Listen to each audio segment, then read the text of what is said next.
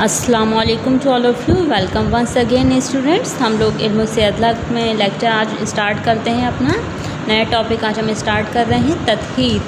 तत्हीर क्या होता है? तत्हीर कहते हैं स्टरलाइजेशन को। तो अमल तत्हीर वो अमल होता है जिसके ज़रिए तमाम किस्म के जरासीम बैक्टीरिया होते हैं और यहाँ तक कि उनके जो स्पोर, जिसको उर्दू में तुख्म कहा जाता है, उनका भी सफाया हो जाए, यानी वो भी पूरी तरह से ख़त्म हो जाएं। तो इस अमल को हम तत्हीर यानी स्टरलाइजेशन कहते हैं और तिब में ये अमल बहुत मुरव्वज है। अब हम जानते हैं कि अमल तत्हीर की अक़साम यानी कि टाइप्स कौन कौन से हैं। तो इसे दो बड़ी जमातों में यानी दो बड़ी इसके तरह से इसको क्लासिफाई किया गया है, कैटेगराइज़ किया गया है। इसका पहला तरीका है कुदरती अवामिल यानी कि नेचुरल एजेंट्स के ज़रिए हम अमल तत्हीर करते हैं। इसमें पहला है धूप यानी कि सनलाइट के ज़रिए। तो धूप में मौजूद जो यूवी रेज़ होते हैं, अल्ट्रावायलेट रेज़ होते हैं, वो बैक्टीरिया और वायरस को हलाक कर देते हैं, ख़त्म कर देते हैं। और मुख्तलिफ़ अशिया को अगर हम कुछ घंटे के लिए धूप में रखते हैं तो उनमें जो तादिया होता है, इन्फेक्शन होता है, वो ख़त्म हो जाता है। वो चीज़ें इन्फेक्शन से, तादिया से पाक हो जाती हैं। नेक्स्ट है कुदरती अवामिल में हवा। खुली हुई हवा में जो नम आलू चीज़ें होते हैं, जो गंदी चीज़ें होती हैं, वो नम होती हैं, उनके अंदर मॉइस्चर होता है, नमी होती है। तो अगर उन्हें हम खुली हुई हवा में रखें तो अमल तबख़ीर के ज़रिए यानी इवेपोरेशन के ज़रिए वो खुश्क हो जाती हैं। और खुश्क होने से क्या होता है, बहुत सारे जरासीम भी जो उनके अंदर मौजूद होते हैं वो भी हलाक हो जाते हैं, ख़त्म हो जाते हैं। लेकिन ये जो धूप है और हवा है, इस पर हम मुकम्मल तौर पर भरोसा नहीं कर सकते कि कोई चीज़ हमने कई घंटों के लिए धूप में रख दी या हवा में खुली छोड़ दी तो वो पूरी तरह से स्टरलाइज हो जाएगी। इस बात के यकीनी इम्कान नहीं होती। इस बात के चांसेस रहते हैं कि उसमें हो सकता है बैक्टीरिया कुछ मौजूद हों अभी भी।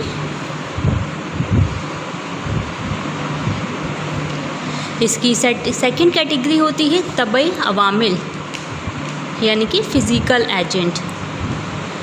तबई अवामिल में पहला है एहराक़। एहराक़ कहते हैं बर्निंग यानी कि जलाना। चीज़ों को जलाकर भी तादिया यानी इन्फेक्शन से पाक किया जा सकता है। चुनांचे जो सस्ती चीज़ें होती हैं, जैसे गंदी ड्रेसिंग, यूज्ड ड्रेसिंग होती है, रुई है, कपड़ा वगैरह है, उनको किस तरह से डिसइंफेक्ट करते हैं तो उन्हें हम जला के ख़त्म ही कर देते हैं। एक तरह से उन्हें बर्निंग कर दी जाती है। तो उससे क्या होता है, इन्फेक्शन फैलने का उन चीज़ों से ख़तरा टल जाता है। नेक्स्ट है गर्म हवा यानी हॉट एयर।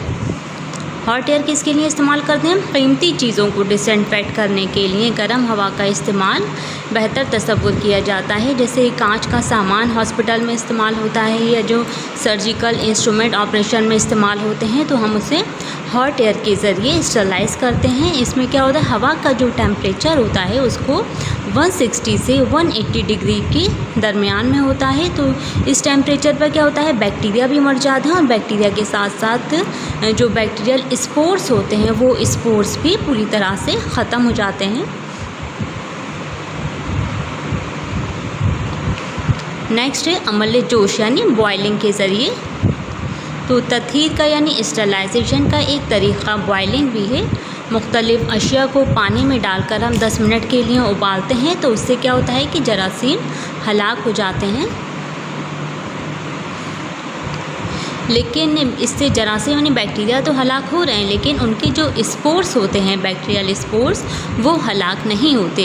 इनके स्पोर्स हलाक करने के लिए, ख़त्म करने के लिए जो एक डिज़ायरेबल टेम्परेचर होता है वो 100 डिग्री से ज़्यादा होना चाहिए स्पोर्स को ख़त्म करने के लिए। जबकि जो बॉयलर होता है जिसमें चीज़ों को डालकर बॉयल किया जाता है उसका टेम्परेचर 90 डिग्री रहता है, 90 डिग्री, और उससे कुछ थोड़ा बहुत ऊपर रहता है, वो 100 से ज़्यादा नहीं होता है बॉयलर का टेम्परेचर। लिहाजा जो गंदे कपड़े वगैरह होते हैं उन्हें हम क्या करते हैं, उन्हें बॉयल करने से पहले, जोश देने से पहले उनमें कुछ एंटीसेप्टिक एजेंट मिला दिए जाते हैं, क्रिसॉल वगैरह, ताकि जो उनके स्पोर्स हैं वो भी ख़त्म हो जाएं।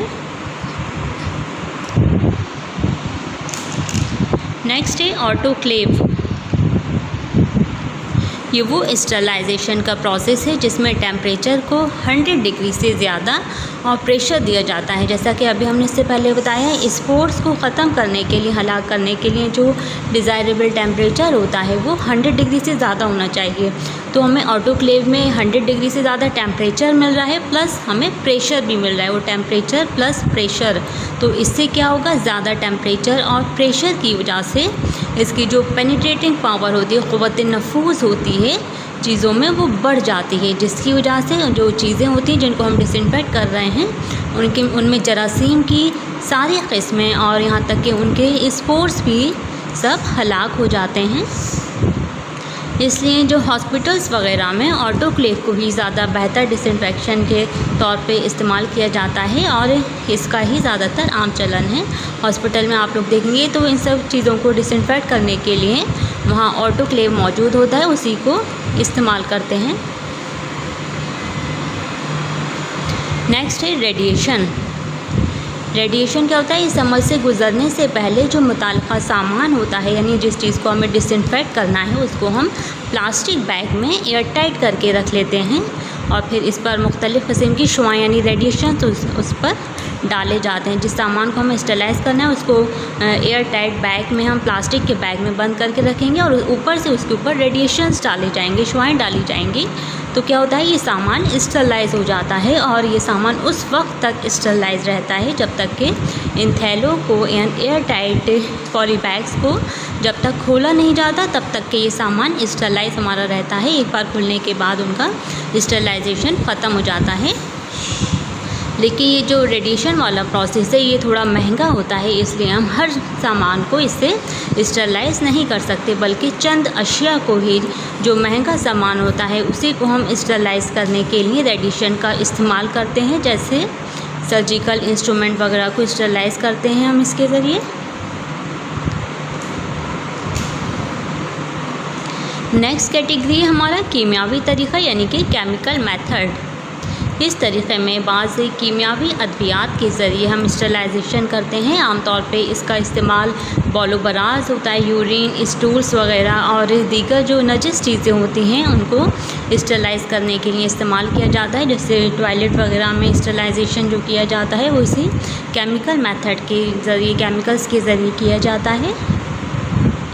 तो इस मकसद के लिए कई केमिकल्स का इस्तेमाल किया जाता है, जैसे फ़िनॉल का इस्तेमाल करते हैं हम और उसके मुरक्कबात आते हैं, अमोनिया और उसके मुरक्कबात, हैलोजन आता है, हैलोजन के मुरक्कबात, अल्कोहल, फॉर्मल्डिहाइड, लाइम यानी चूना और ब्लीचिंग पाउडर। इन सब केमिकल्स का इस्तेमाल हम केमिकल मेथड में करते हैं और ये बौलो-बराज़ को डिसइंफेक्ट करने के लिए किया जाता है टॉयलेट वगैरह में।